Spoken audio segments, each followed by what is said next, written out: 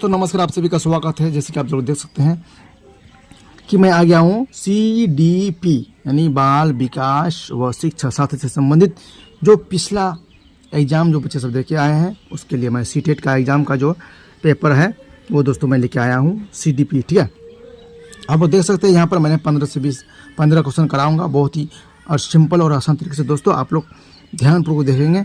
यदि आप लोग का जिसका सितंबर 2026 में CTET का एग्ज़ाम है दोस्तों, वो लोग के लिए बहुत ही हेल्पफुल होगा। आप लोग देख सकते हैं। चलिए दोस्तों, क्वेश्चन नंबर 1 में क्या बता रहा है यहाँ। ठीक है, क्वेश्चन नंबर 1 जैसे कि आप लोग देख पा रहे हैं क्या बोल रहा है, निम्नलिखित प्रश्न में से किस बहस पर प्रकाश डाला गया है। किस बहस पर प्रकाश डाला गया है। ठीक है, क्या बोले दोस्तों, किसी व्यक्ति का जैविक रूप से निर्धारित जेंडर अपने साथ वे सभी विशेषताएं लाता है जो किसी भी सामाजिक रूप से निर्मित जेंडर को परिभाषित करता है। ठीक है, क्या बोलता है, क्या किसी व्यक्ति का जैविक रूप से ठीक है, समझ में आ रहा है, निर्धारित जेंडर यानी प्राकृतिक निर्धारित जेंडर अपने साथ वे सभी विशेषताएं लाता है जो किसी के सामाजिक रूप से निर्मित जेंडर को परिभाषित करता है। ठीक है, इसका आंसर हो जाएगा दोस्तों प्राकृतिक परिवेश का विकास पर प्रभाव। दोस्तों क्वेश्चन एक नंबर ऑप्शन सही है। ठीक है, विकास का नियंत्रण विचित दृष्टिकोण, दोस्तों ये गलत है। विकास का स्थिर और अस्थिर, ये भी गलत है दोस्तों। योग्यता का अटल वृद्धिहीन, दोस्तों ये भी गलत है। ठीक है, एक नंबर सही है आपका प्राकृतिक परिवेश का विकास पर प्रभाव। दोस्तों आप लोग देख सकते हैं यहाँ, जैसे कि जैविक बता रहा है दोस्तों। जैविक किसका होगा, जैविक किसका होगा, ये प्रकृति का ही होता है। जैविक प्रकृति का ही होता है, आप इससे यहाँ से पकड़ सकते हैं। ठीक है, चलिए क्वेश्चन नंबर देखते हैं दूसरा। आप लोग यहाँ दूसरा देख सकते हैं दोस्तों। इस क्वेश्चन में हुआ क्या है कि टिक मारा गया है। ठीक है, ऑप्शन सही, इसलिए मैंने सब में टिक मार दिया हूँ। ठीक है दोस्तों, सब में टिक मार दिया हूँ ताकि आप पकड़ लो कि कौन सा सही है। चलिए नेक्स्ट देखते हैं 2 नंबर क्या है, किसके दौरान एक प्रमुख विकासात्मक कार्य व्यक्तिगत यौन और व्यावसायिक पहचान की खोज है। ठीक है दोस्तों, आप लोग समझ में आ रहा है, किसके दौरान एक प्रमुख विकासात्मक कार्य व्यक्तिगत यौन और व्यावसायिक पहचान की खोज है। ठीक है दोस्तों, विकास अगर कहे तो देखिए मध्य बालावस्था, प्रारंभिक बालावस्था, किशोर बालावस्था या मध्य वयस्कता। दोस्तों विकास अगर जब भी होता है तो वो प्रारंभिक बालावस्था से ही होता है। क्या होता है, प्रारंभिक बालावस्था से ही होता है। दोस्तों आशा करता हूँ आप लोगों को समझ में आ रहा है। ठीक है, चलते हैं नेक्स्ट क्वेश्चन। दोस्तों 3 नंबर क्वेश्चन आप देख सकते हैं। देखिए 3 नंबर क्वेश्चन यहाँ क्या बोल रहा है, निम्नलिखित कथनों को पढ़िए। अभी कथन क्या है, ये बच्चे समाज के मूल्यों और मानदंडों को प्रत्यक्ष और अप्रत्यक्ष तरीके से सीखते हैं। ठीक है, बच्चे जो है समाज के मूल्य और मानदंडों को प्रत्यक्ष और अप्रत्यक्ष, सही बात है, समाज के जो मूल्य और मानदंड है दोस्तों विद्यार्थी उसको प्रत्यक्ष और अप्रत्यक्ष तरीके से सीखते हैं। एकदम सही बात है दोस्तों। ठीक है, दूसरा समाजीकरण समाज के रीति रिवाजों और अनुष्ठानों को पारित करने की एक सरल प्रक्रिया है। समाजीकरण जो है ना, समाज के रीति रिवाजों और अनुष्ठानों को पारित करने के लिए एक सरल, दोस्तों गलत बात है ये। समाजीकरण समाज के रीति रिवाज और अनुष्ठान को नहीं, समाजीकरण उसके व्यवहार और व्यक्तिगत को एक सरल प्रक्रिया करती है। ठीक है, ना कि अनुष्ठान, पूजा पाठ, रीति रिवाज, ये सब के लिए नहीं है समाजीकरण। दोस्तों आर गलत है, यानी ए सही है आर गलत है। देखते हैं दोस्तों कौन सा ऑप्शन है आपका था। ये दोनों सही है, दोनों सही है, ए सही है लेकिन आर गलत है। दोस्तों 3 नंबर देखिए, ए सही है और आर गलत है। ठीक है दोस्तों, आशा करता हूँ आप लोग को समझ में आ रहा है। ठीक है, बहुत ही अच्छा और बेस्ट तरीके से मैं आपको बता रहा हूँ। ठीक है दोस्तों, आप लोग मेरा वीडियो में लगातार बने रहिए, आपको मैं अच्छा तरीके से बता रहा हूँ। ठीक है, नेक्स्ट देखते हैं यहाँ आपको क्वेश्चन नंबर 4 आप लोग देख पा रहे हैं। क्वेश्चन नंबर 4 में क्या बोला है। ठीक है दोस्तों, ठीक है, चलिए जीन पियाजे के संज्ञात्मक विकास के सिद्धांत के अनुसार, किसके, जीन पियाजे के संज्ञात्मक विकास के सिद्धांत के अनुसार में से कौन सी क्षमता औपचारिक संक्रियात्मक सोच को मूर्त संक्रियात्मक सोच से भिन्न करती है। औपचारिक संक्रियात्मक सोच को मूर्त संक्रियात्मक सोच से अलग करती है। वो कौन सा हो जाएगा दोस्तों आपका? अमूर्त तर्क, संरक्षण, वस्तु स्थायित्व या प्रतिकारक खेल। इसका होगा दोस्तों अमूर्त तर्क। अमूर्त तर्क कौन सा तर्क से? औपचारिक सक्रियता सोच को मूर्त सक्रियात्मक सोच से अलग करता है अमूर्त तर्क। कौन करता है? अमूर्त तर्क। ठीक है, देखते हैं नेक्स्ट क्वेश्चन। नेक्स्ट क्वेश्चन क्या बोला दोस्तों, आप लोग देख पा रहे हैं? चलिए ठीक है। जीन पियाजे की एक महत्वपूर्ण आलोचना यह है कि वह विकास पर क्या करते हैं? विकास पर किसके प्रभाव पर पर्याप्त रूप से विचार करने में विफल हुए। ठीक है, परिपक्व पर तो किया है, अनुभव पर भी किया है, क्रिया पर भी किया है, संस्कृत पर। दोस्तों संस्कृत पर ये करने पर, सांस्कृतिक पर विचार करने पर वह विफल हो गया है। ठीक है, किस पर? सांस्कृतिक पर।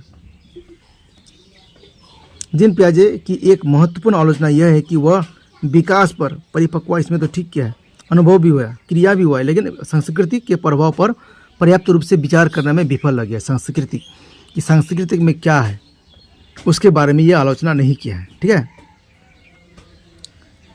चलिए तो चलते हैं नेक्स्ट क्वेश्चन पर। क्वेश्चन नंबर 6 आप देख सकते हैं। ठीक है, क्वेश्चन नंबर 6 जैसे आप देख सकते हैं दोस्तों, क्या बोल रहा है? निम्नलिखित में से कौन सा एक सही सुमेलन युग्म है? कौन सा एक सही सुमेलन युग है? ठीक है, दंड और आज्ञाकारी एंड पनिशमेंट। दंड और आज्ञाकारी उन्मुखीकरण बुरे परिणामों से बचाता है। सही बात है दोस्तों, सही बात है। जैसे कोई बुरा परिणामों से बचाने का क्या है? वो आज्ञाकारी और दंड उन्मुखीकरण से होता है। ठीक है, नेक्स्ट देखते हैं क्या बोला। अच्छा लड़का या अच्छी लड़की उन्मुखीकरण अधिक से अधिक संख्याओं के लिए सबसे अच्छा है। गलत बात है दोस्तों। अच्छा लड़का अच्छी लड़की जो है ना, अधिक से अधिक संख्या में के लिए सबसे अच्छा नहीं है। कुछ कुछ जो है ना परेशान भी करते हैं। ठीक है, चलिए तीसरा देखते हैं। कानून और व्यवस्था उन्मुखीकरण मानवता के लिए सामाजिक न्याय के सिद्धांत का कायम रखना। मानवता के लिए सामाजिक न्याय के सिद्धांतों का कायम रखना। कानून और व्यवस्था जो सामाजिक से नहीं है, ये कानून और व्यवस्था जो ना सामाजिक से नहीं है, वो सरकार से है या संविधान से है। ये सामाजिक से नहीं है, सामाजिक न्याय से नहीं है, ये संविधान से न्याय से है। ठीक है, कानून और व्यवस्था ये भी नहीं होगा दोस्तों, ये भी नहीं, ये भी नहीं। चौथा देखते हैं सामाजिक अनुबंध उन्मुखन, दूसरों की धारणा पर ध्यान। दूसरों की धारणा पर ध्यान दोस्तों ये भी नहीं है। सामाजिक अनुबंध ये नहीं कि दूसरों की धारणा पर ध्यान, कि दूसरा किस धारणा पर चल रहे हैं उस पर ध्यान देना, ये भी नहीं है दोस्तों। ठीक है, चलते हैं नेक्स्ट है दोस्तों क्वेश्चन नंबर 7। आप लोग देख पा रहे हैं कितना सिंपल तरीके से मैं बता रहा हूँ दोस्तों। क्वेश्चन नंबर 7 देखिए। जीन पियाजे और लेव वाइगस्की की दृष्टिकोण से कौन सी मान्यता समान है? जीन पियाजे और लेव वाइगस्की के दृष्टिकोण से कौन सा मान्यता समान है? ठीक है, आप 7 नंबर में देख सकते हैं। इसमें क्या होगा? बच्चे अर्थ निर्माण की प्रक्रिया में शामिल होते हैं। बच्चे जो है ना अर्थ निर्माण की प्रक्रिया में शामिल होते। सही बात है दोस्तों।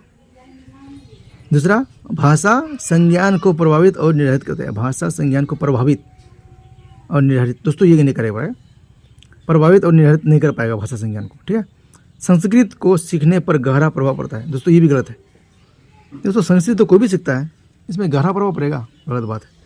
चौथा है बच्चों का विकास चरणों में होता है। दोस्तों ये भी गलत बात है, बच्चों का विकास चरणों में नहीं होता है दोस्तों। ठीक है, 7 नंबर कंप्लीट।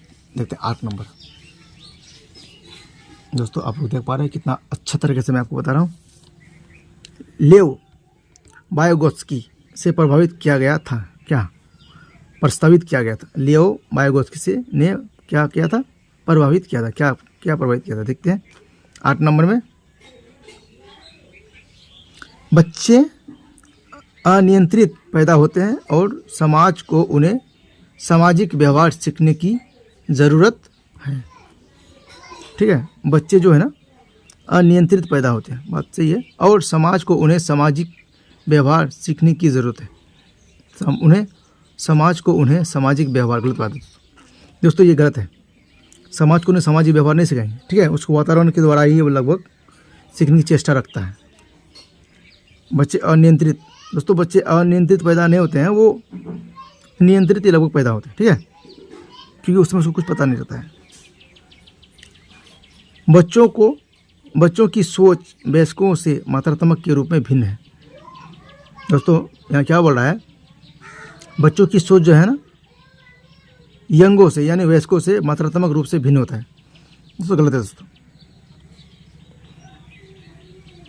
बच्चों की सोच वयस्कों से गुणात्मक रूप से भिन्न होता है। दोस्तों ये भी गलत है, बच्चों की सोच वयस्कों से किसी भी तरह से भिन्न नहीं होगा दोस्तों, क्योंकि वो अभी बच्चा है। ठीक है, वो भी उतना सोच नहीं सकता है।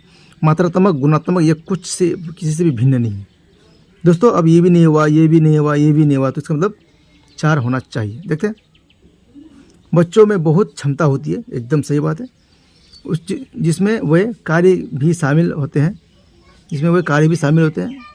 जिन्हें वे दूसरों के सहयोग से कर सकते हैं। एकदम सही बात है दोस्तों, बहुत ही सही बात है, जिन्हें वो दूसरों के सहयोग से कर सकते हैं। दोस्तों बहुत ही सिंपल क्वेश्चन मैं बता रहा हूँ, बहुत ही आसान तरीके से बता रहा हूँ, हम लोग देखते रहिए। ठीक है, क्वेश्चन नंबर आपका देखिए 9 नंबर क्वेश्चन। कितना नंबर क्वेश्चन? 9 नंबर। ठीक है,